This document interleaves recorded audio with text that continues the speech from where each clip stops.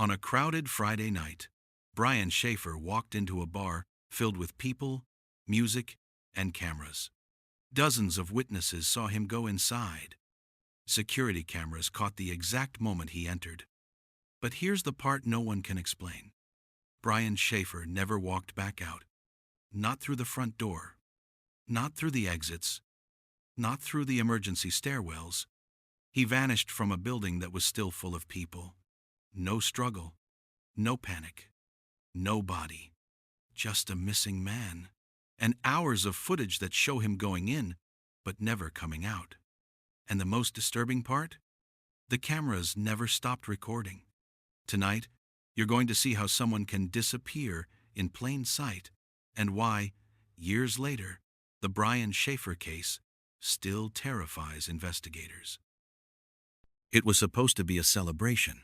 A loud, crowded Friday night in Columbus, Ohio. Music spilling onto the sidewalk. Neon lights buzzing above the doors. Laughter. Alcohol. Movement. Life.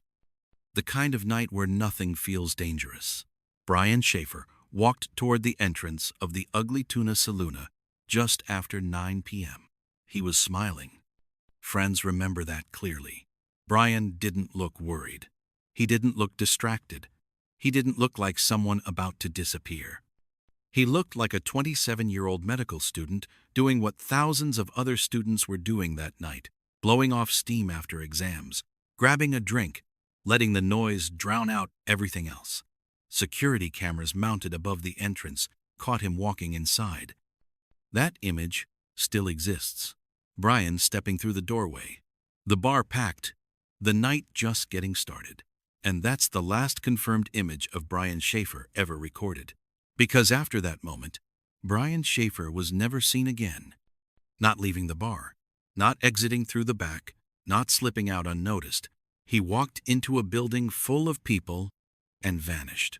No body, no struggle, no confirmed sightings. Just questions that refuse to go away. To understand why this case still unsettles investigators years later, you have to understand who Brian Shaffer was and what was happening in his life before that night. Brian was a medical student at Ohio State University. Smart, social, ambitious. The kind of person people trusted easily. He had a wide circle of friends, close relationships, and a future that looked solid from the outside. But beneath that surface, Brian had been carrying more weight than most people realized. Just weeks before his disappearance, Brian's mother had passed away after a long illness. Friends say it hit him harder than he let on. He didn't fall apart. He didn't disappear into isolation. Instead, he did what a lot of people do when grief doesn't know where to go. He kept moving. School, friends, nights out. Life didn't stop. It just got louder. And sometimes, noise is the easiest place to hide pain. On the night Brian disappeared, he wasn't alone. He went out with friends, including his longtime friend Clint Florence and Clint's girlfriend, Meredith. They moved from bar to bar around the campus area before eventually ending up at the Ugly Tuna Saloona, a popular college bar located on the second floor of a complex. The bar was busy, one of those places where you constantly bump into people you know and people you don't, where time feels stretched and compressed at the same time. Inside the bar, Brian separated briefly from his friends. That's not unusual. It happens every night in crowded places. But when Clint and Meredith tried to find him again, Brian was gone. At first, no one panicked. They assumed he stepped outside to take a call, went to another bar, left with someone else. Needed air. Minutes passed, then more. Phones were checked, calls were made, no answer. That's when concerns started to creep in. They searched the bar. They checked bathrooms. They asked staff. No one had seen Brian leave. Security footage was reviewed. The cameras clearly showed Brian entering the bar, but there was no footage of him exiting. And this is where the case takes its first sharp turn into something deeply unsettling. The Ugly Tuna Saloona was not an open maze. There were limited exits, one main entrance, one service exit, one emergency stairwell. Investigators checked them all. No footage. No witnesses. No trace. Brian Shaffer did not appear on any camera leaving the building. It was as if he stepped into a blind spot and ceased to exist. Police were called. At first, the case was treated like many others. A missing person. Standard procedure. Maybe Brian left on his own. Maybe he was intoxicated. Maybe he crashed somewhere and hadn't been found yet. But as hours turned into days, the situation became harder to ignore. Brian didn't use his credit cards. He didn't access his bank accounts. He didn't contact friends or family. His phone never pinged again.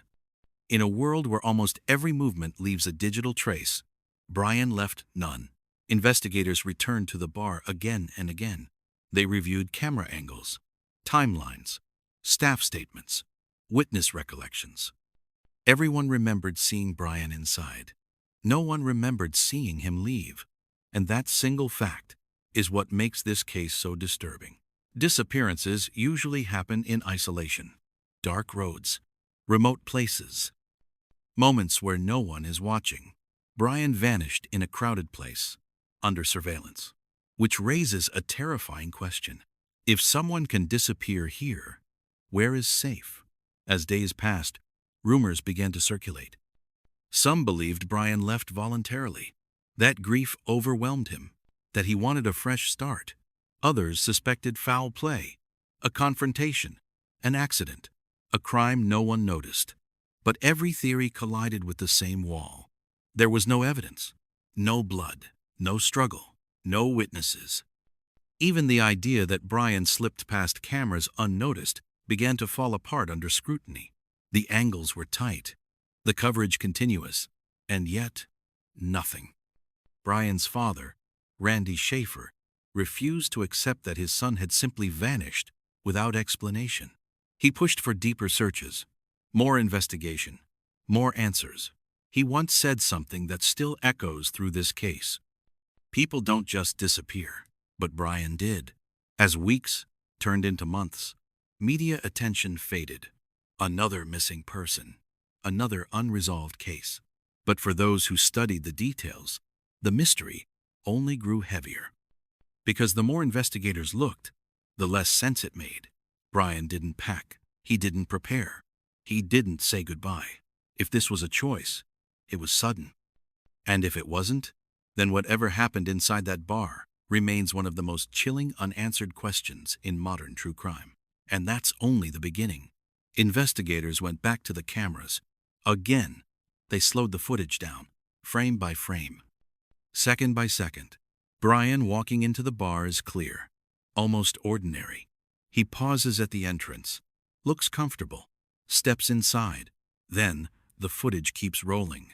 People enter, people leave. Groups come and go. Staff move back and forth. Time passes. But Brian never appears again. Every possible exit was examined. The main stairwell, service corridors, emergency exits, even construction zones nearby that night. Nothing. One theory suggested Brian slipped out during a shift change or through overlapping blind spots, but engineers and security experts pushed back. The blind spots were small, the timing didn't work, and Brian would have needed near-perfect precision. Drunk, distracted, in a crowded bar.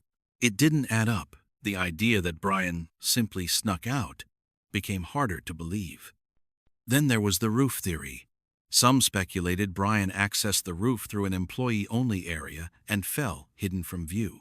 Search teams checked. No sign, no disturbance, no remains. Others suggested he was taken through construction areas next door. Again, nothing. Every path led to the same conclusion. Brian didn't leave. As the search expanded beyond the bar, police checked dumpsters, alleys, parking garages, construction sites, and surrounding neighborhoods. Still nothing. Brian's phone activity was examined closely. The last known ping placed his phone near the bar that night. After that, silence. No outgoing calls, no texts, no data. It was as if the phone was switched off and removed from the world at the same moment Brian vanished. Friends replayed the night over and over in their minds. Did he say anything strange? Did he seem upset? Was there a warning sign they missed? Most said the same thing. He seemed normal. That word appears again and again in disappearances like this. Normal, which is often the most unsettling detail of all. Because normal means there was no obvious reason to worry. Brian laughed, talked about school, joked with friends. No final message. No dramatic goodbye. Just a regular night that ended in absence. As the investigation continued, public interest surged. True crime forums dissected every detail. Theories multiplied. Some became convinced Brian staged his disappearance, pointing to grief, pressure, and loss. But that theory runs into a serious problem. Brian left everything behind. No passport, no money trail, no confirmed sightings. Starting over requires preparation. Brian showed none. Others believed something happened inside the bar. A fight, an accident, a cover-up. But again, there was no evidence, no blood, no witnesses, no signs of cleanup. Bars are chaotic, but they're not invisible. Something like that would have left a mark, which brings the case to its most disturbing possibility. What if nothing dramatic happened at all? What if Brian simply walked into a moment that swallowed him? Investigators have used that exact word. A moment, a gap in time that can't be bridged. A stretch where Brian existed, and then didn't. Brian's father became one of the strongest voices demanding answers. He questioned decisions, pushed for continued searches, refused to let the case fade. He believed someone knew something, and maybe someone does. Over the years, alleged sightings surfaced. Different states, different cities, different faces. Each time, hope surged. Each time, it collapsed. None were confirmed. No DNA, no fingerprints, no proof. Brian remained missing. As the case aged, something became clear. This wasn't just about Brian anymore. It was about what his disappearance said about safety, about surveillance, about crowds, about how much we trust systems designed to watch. Because if Brian Shaffer could vanish here, certainty itself becomes fragile. Years later, Brian's father passed away. Without ever knowing what happened to his son, the search didn't end, but something essential was lost. The voice that never stopped asking questions. And that silence added another layer of tragedy to a case already defined by it. When investigators quietly revisited the file, they were forced to admit something uncomfortable. There were no clear mistakes, no obvious errors, no moment where everything went wrong, which makes this case harder than most. Because there's nothing to fix, just a mystery that resists resolution. As the years passed, the Brian Shaffer case stopped being about what was visible and started being about what wasn't. The gaps, the silences, the things that didn't happen. Brian entered the bar just after 9 p.m. Friends confirmed it. Cameras confirmed it. Inside, he spoke briefly with two women near the entrance. Friendly, relaxed, normal. No argument, no tension, no sign of trouble. Then he walked deeper into the bar. And after that, nothing. No footage, no witnesses, no confirmed movement. His phone was never recovered. No final ping, no battery warning, no trace. Phones don't disappear quietly. People do. Some believe grief played a role. Others believe foul play. Some believe Brian chose to walk away. But every theory fails to answer the same question. How? How does someone vanish from a crowded, monitored space without leaving anything behind? As official efforts slowed, files were archived and leads dried up. But the questions never did. What haunts investigators isn't what they don't know. It's what they can't explain. Because logic demands a path, and Brian left none. Somewhere between the doorway and the silence, Brian crossed a line no one else could follow. And that leads to the hardest truth of all. There may never be an answer. Not because no one tried hard enough, but because whatever happened left no footprint, no physical trace, no digital echo, no witness memory strong enough to matter. Brian Shaffer didn't just disappear. He disappeared from the record of that night, and that possibility forces a question bigger than this case. How many moments slip past us unnoticed? How many disappearances don't look dangerous until they're already over? And how many answers do we assume exist simply because we need them to? Brian Shaffer's case remains open, unsolved, untouched by certainty, and as long as it stays that way, it carries a warning that safety isn't guaranteed by crowds, that visibility doesn't equal protection, and that sometimes the most terrifying mysteries aren't hidden in darkness. They happen under bright lights, with people watching and no one realizing what they're seeing. At some point, every disappearance reaches a place where searching turns into waiting. That's where this case lives now. For Brian's family, there was no funeral, no goodbye, no moment where grief could settle. Just an empty chair, an unanswered phone, a silence that never faded. People ask how families survive something like this. The truth is, they don't survive it. They learn how to live beside it. Every normal moment becomes complicated. Birthdays feel wrong. Holidays carry weight. You don't know whether to say his name with sadness or hope, because hope is still there. And hope is cruel. Hope suggests he might still be alive, that maybe he chose a different life, that maybe he just needed to disappear. But hope also whispers something darker, that maybe he didn't make it out, that maybe the truth is already final and just hasn't been found. Living between those two realities is exhausting. A psychological prison with no walls and no release. Years passed. New students filled the campus. The bar changed hands. The night Brian vanished became just another date on the calendar for everyone except those who loved him. The case never truly closed. It just went quiet. And quiet cases are the hardest, because silence invites speculation. Online forums filled with theories, some thoughtful, some reckless. Brian became less of a person and more of an idea, a puzzle, a headline, a debate. But to his family, he was never a mystery. He was a son, a friend, a voice they could still hear in memory. People ask why cases like this still matter. Why revisit them years later with no updates? The answer is simple. Because unresolved disappearances don't end. They linger. They teach us something uncomfortable about the world. We like to believe danger announces itself, that it looks obvious, that it gives us time to react. Brian's case proves that isn't true. He didn't walk into darkness. He walked into light. Music, people, cameras, everything we associate with safety. And still, he vanished. No alarms were triggered. No one realized anything was wrong until it was already too late. The system didn't fail loudly. It failed quietly. And that's what makes this case terrifying.